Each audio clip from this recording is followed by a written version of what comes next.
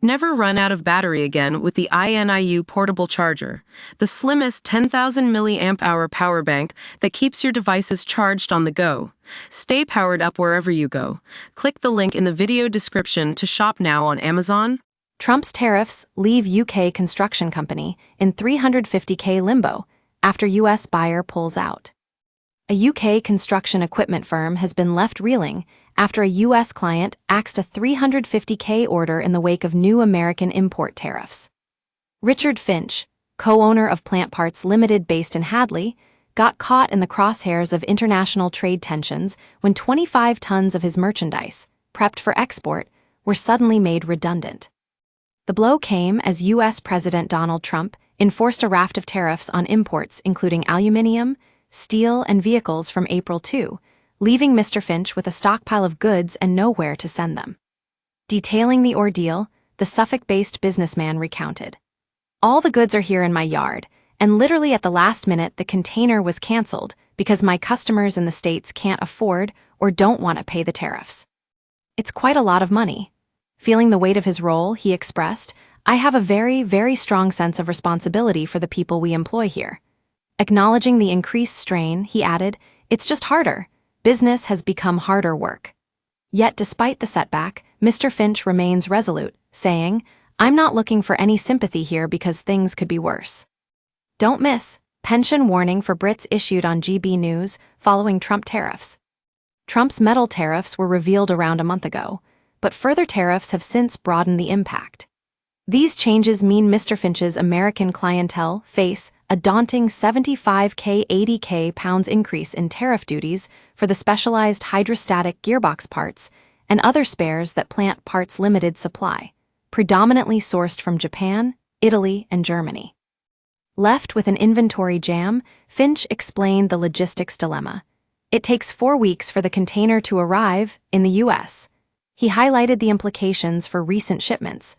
Obviously, anything that left here in the last month or so, they are going to pay tariffs on. We have to try and find new homes for some of it. It is what it is. I suspect in the fullness of time for the customer to take those goods. Business owner Mr. Finch is on the hunt for alternative buyers as he finds himself navigating a challenging commercial landscape. The past few months have seen enormously increases in transport costs, affecting his company's operations. Read more. Tony Blair intervention over Trump tariffs urges Starmer not to do one thing. Sky News abruptly halted for breaking news in blow to furious. Donald Trump Brexit may spare Britain the worst from Donald Trump's tariffs bombshell. We use your sign-up to provide content in ways you've consented to and to improve our understanding of you. This may include adverts from us and third parties based on our understanding. You can unsubscribe at any time. Read our privacy policy. Mr. Finch doesn't face direct impact from the recent minimum wage hike, but acknowledges the need to move with it to maintain pay disparities among staff. He explains, "We do our pay rises in April anyway. I think our basic payroll will have gone up by 60K pounds, but there's an additional £20K extra in national insurance contributions on top of that. The actual cost of your payroll jumps significantly, which is not exactly a boon from an employer's standpoint," he admits. In his view, businesses often flourish in spite of governmental policies, not because of them. You try and succeed despite government, not because of it, don't you? It seems to me there are continuous obstacles put in your path.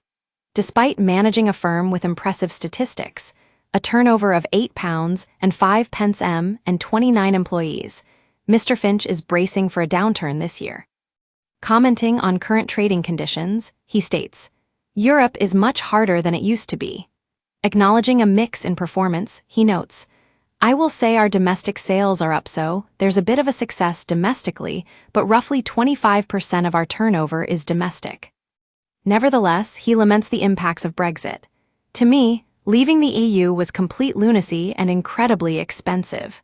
His business, specializing in parts for construction equipment, largely caters to export markets, accounting for about 75% of sales. Brexit has had a marked effect, he reveals.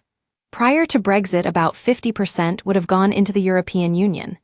Now that's dropped to about 28%.